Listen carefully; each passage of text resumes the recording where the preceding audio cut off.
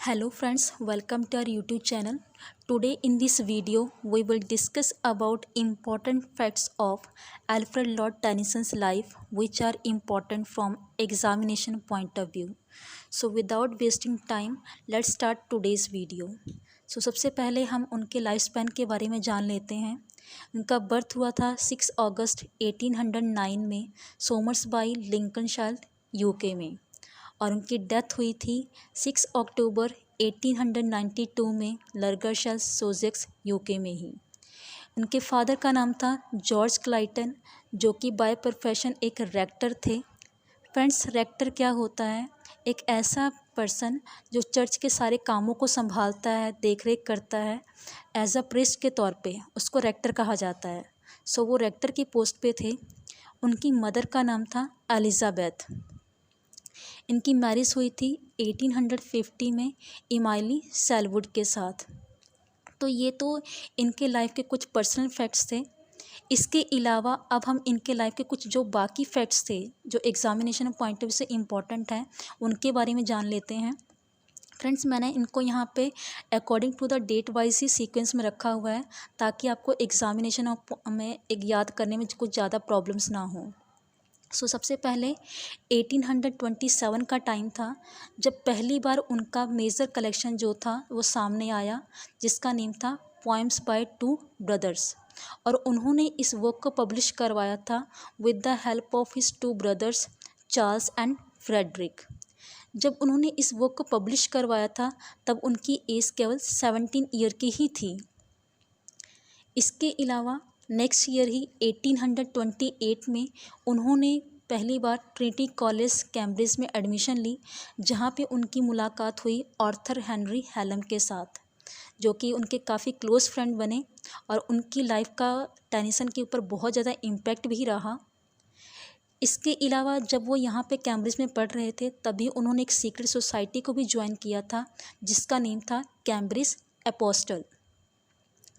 इसके अलावा next year ही 1829 जो उनका टाइम पीरियड था वो बहुत ज़्यादा इम्पॉर्टेंट रहा क्योंकि इसी साल में ही उनको चांसलर गोल्ड मेडल अवार्ड मिला था for the famous of his work Timbuktu के लिए।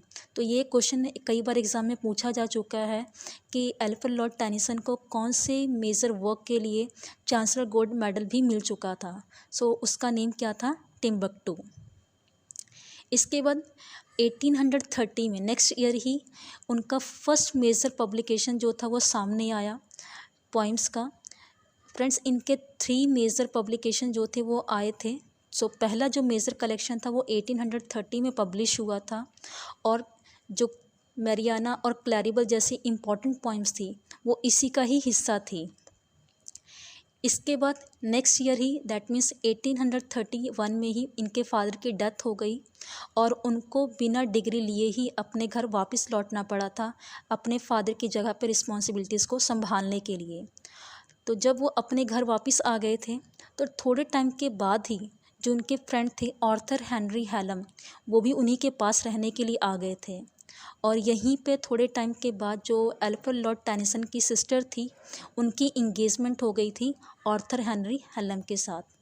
वो अलग बात है कि थोड़े टाइम में ही कुछ प्रॉब्लम्स के कारण जो आर्थर हेनरी हैलम थी उनकी डेथ हो गई थी। 1833 का टाइम था जब उनके फ्रेंड की डेथ हो गई और 1833 में ही उनका जो second major collection of work था वो भी सामने आया था जिसमें लोटस ईटर और लेडी ऑफ शैलेट का जो फर्स्ट वर्जन था वो इसी में पब्लिश हुआ था। तो ये जो सेकंड उनका कलेक्शन मेजर था जो था वो जब सामने आया तो इसके कुछ खास जो पॉजिटिव रिस्पॉन्स थे वो उनको देखने को नहीं मिले। काफ़ी बैड रिव्यूज़ का उनका सामना करना पड़ा। इनका जो ये मेजर कलेक्शन ऑफ वर्क सामने आया था लोगों ने इसको काफ़ी क्रिटिसाइज़ भी किया। इन्हीं चीज़ों के चलते उनका जो ये 1833 का टाइम पीरियड था that period is also known as the period of gloom and sorrow क्योंकि एक तो इस टाइम में ही उनका जो सेकंड मेजर कलेक्शन था वो पब्लिश हुआ था जिसके रिव्यूज़ अच्छे नहीं थे और साथ के साथ इसको काफ़ी क्रिटिसिज्म का भी सामना करना पड़ा। और सेकेंडली इसी टाइम में ही उनके जो सबसे ग्रेटेस्ट और क्लोजेस्ट फ्रेंड थे आर्थर हेनरी हैलम उनकी भी डेथ हो गई थी। सो इन्हीं चीज़ों के चलते उनके इस पीरियड को नाम दिया जाता है period of gloom and sorrow. ये क्वेश्चन एग्जाम्स में पूछा भी जा चुका है कि which period of Alfred Lord Tennyson's life is known as period of gloom and sorrow. So it was the time period of 1833। सो इतना कुछ सफ़र करने के बाद उन्होंने राइटिंग्स में एक लंबा ब्रेक लिया और नियर अबाउट 9 to 10 ईयर्स तक उन्होंने कोई ख़ास पब्लिकेशन जो थे वो नहीं दिखाई। हालांकि उन्होंने अपने राइटिंग्स को जारी रखा और इसी टाइम में ही अपने फ्रेंड की डेथ के बाद उन्होंने एक मेजर जो एलिजी थी उसको लिखा, जिसका नेम था break break break. Friends, elegy आप लोगों को पता ही होगा, एलिजी क्या होता है? It is a form of poetry that typically reflects on the death. जो एक पोइट जो है वो किसी की डेथ पर लिखता है उसको एलिजी बोला जाता है। इसके अलावा हालांकि ये उन्होंने तब पब्लिश नहीं करवाई थी। इसके बाद 1850 में टाइम आया जब उन्होंने in memoriam of Arthur Henry Hallam, in memoriam of AHH के फॉर्म में उन्होंने एक और जो मेजर कलेक्शन ऑफ वर्क था वो भी उन्होंने लिखा। हालांकि ये पब्लिश हुआ था 1850 में। तो ये इसके बारे में कुछ इम्पॉर्टेंट फैक्ट है, क्योंकि ये इन मेमोरियम ऑफ AHH जो वर्क है ये इसका क्वीन विक्टोरिया के ऊपर बहुत ज़्यादा इम्पैक्ट हुआ।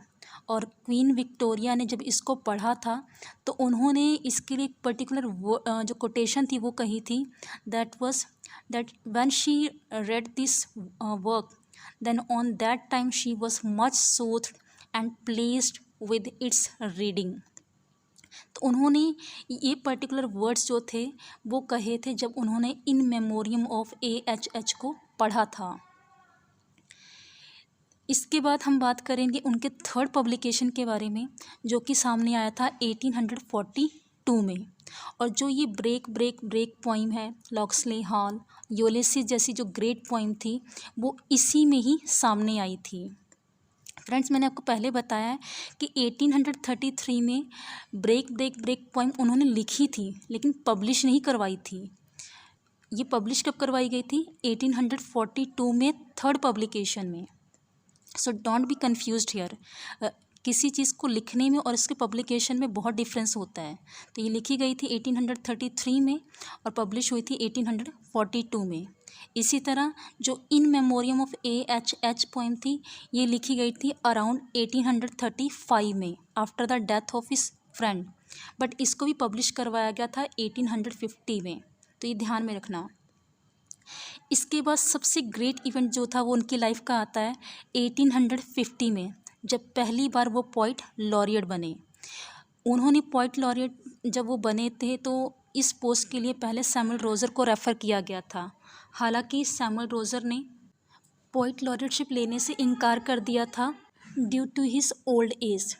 तो उन्होंने इसको अडॉप्ट कर लिया और 1850 से लेके 1892 तक till the end of his life वो इस पोस्ट पर रहे। सो अगर हम इस पॉइंट को डिस्कस कर रहे हैं तो इसके साथ हम एक दो पॉइंट और कर लेते हैं जो इस पोइट लॉरियटशिप की लाइन में रहे। इनसे पहले 1843 से लेके 1850 तक जो विलियम वर्ड्सवर्थ थे वो पोइट लॉरियट रह चुके थे। और 1850 में उनकी डेथ होने के बाद जो अल्फ्रेड लॉर्ड टेनिसन थे वो इस पोस्ट पे आए और 1892 तक रहे। इसके बाद 1896 से लेके 1913 तक अल्फ्रेड अस्टिन जो थे वो इस पोस्ट पे रहे थे। फ्रेंड्स, यहाँ पे जो ये 4 इयर्स का टाइम गैप दिया हुआ है, it shows the mark of respect for Alfred Lord Tennyson. तो ये 4 साल केवल उनके लिए रिस्पेक्ट के लिए छोड़े गए थे कि उनका जैसा जो ग्रेट प्लेस है उन पूरी ब्रिटिश हिस्ट्री में वो कोई भी नहीं ले सकता। तो it was a great mark of respect for the Alfred Lord Tennyson. इसके बाद उनके वर्क्स को देखते हुए ही 1884 में जो क्वीन विक्टोरिया थी उन्होंने उनको टाइटल दिया था बैरन टेनिसन का। इसीलिए उनको फर्स्ट बैरन टेनिसन का नाम भी दिया जाता है। फ्रेंड्स, यहाँ पे बैरन जो वर्ड है, जो बैरन का टाइटल दिया गया था, इस वर्ड का एक्चुअल मीनिंग क्या होता है? Well reputed. एक ऐसा पर्सन जो सोसाइटी में बहुत हाई फाई पोजीशन रखता है, बहुत मान सम्मान वाला व्यक्ति होता है, उसके लिए हम बैरन टाइटल का यूज़ करते हैं। सो केवल उनके वर्क्स को देखते हुए, उनके स्टेटस को देखते हुए क्वीन विक्टोरिया ने उनको ये टाइटल दिया था। इसके बाद 1890 में इनकी डेथ हो गई और उनको वेस्टमिनिस्टर एबे में उनको दफनाया गया। अपने लाइफ के एंड के डेज़ में वो विलियम शेक्सपियर के great plays King Lear, Cymbeline, Troilus and Cressida जैसे जो ग्रेट वर्क्स थे उनको पढ़ रहे थे। इवन कि जब उनकी डेथ हुई तो विलियम शेक्सपियर का जो सबसे ग्रेट प्ले था सिम्बेलाइन, उसको भी उनके साथ दफनाया गया। और उनके लास्ट वर्ड्स थे, "Oh, that press will have me now." So these were the last words that were spoken by Alfred Lord Tennyson before his death. तो कई बार ये सेंटेंस भी पूछ लेते हैं। फ्रेंड्स, ये तो थे उनके लाइफ के कुछ इम्पॉर्टेंट इवेंट्स जो एग्जामिनेशन पॉइंट ऑफ व्यू से इम्पॉर्टेंट हैं। हालांकि मैंने उनके वर्क्स के बारे में यहाँ पे कुछ ज़्यादा नहीं डिस्कस किया। इन चीज़ों के अलावा जो अलग अलग ऑथर्स, पोइट्स होते हैं और वो किसी ऑथर को लेके अपने क्या व्यूज़ देते हैं, क्या उनको पर्टिकुलर टैग देते हैं, तो इससे रिलेटेड भी क्वेश्चन जो है एग्ज़ाम में पूछे जाते हैं। तो उनके बारे में थोड़ा सा यहाँ पे डिस्कस कर लेते हैं। सबसे पहले टी.एस. इलियट ने उनको कहा था द सैडेस्ट पोइट। तो ये क्वेश्चन काफ़ी इंपॉर्टेंट है कि who called the saddest poet to home. So the saddest poet, these words was used by T S. Eliot to Alfred Lord Tennyson. Walt Whitman का नाम आता है जो कि एक अमेरिकन ऑथर हुए हैं, उन्होंने उनको बोला था दी बॉस। इसी तरह W.H. ऑर्डन ने उनके लिए एक टर्म यूज़ किया था, he is the stupidest of all the English poets. Thomas Carlyle ने उनके लिए कहा था, Tennyson is the most restful brother and solid hearted man. So यहाँ पे मैंने आपको 3-4 अलग अलग ऑथर्स, पोइट्स के नाम बताए हैं जिन्होंने अल्फ्रेड लॉर्ड टेनिसन के बारे में अलग अलग तरह के जो व्यूज़ थे वो दिए थे। So friends, this was all about this one video. आज की इस वीडियो में हमने केवल उनके लाइफ इवेंट्स के बारे में कुछ डिस्कस किया है जो एग्जामिनेशन पॉइंट ऑफ व्यू से इम्पॉर्टेंट है। हालांकि मैंने उनके वर्क्स के बारे में कुछ यहाँ पे नहीं बताया है। इसके लिए मैं एक सेपरेट वीडियो जो है वो बनाऊँगी, क्योंकि अगर हम इनके वर्क्स को एक वीडियो में डिस्कस करते तो वीडियो बहुत बड़ी हो जानी थी। So it was not possible. So at last I just want to say you, अगर आपको मेरी ये वीडियो हेल्पफुल लगती है तो please like it, share it and give comments also, and don't forget to subscribe my channel. Thank you.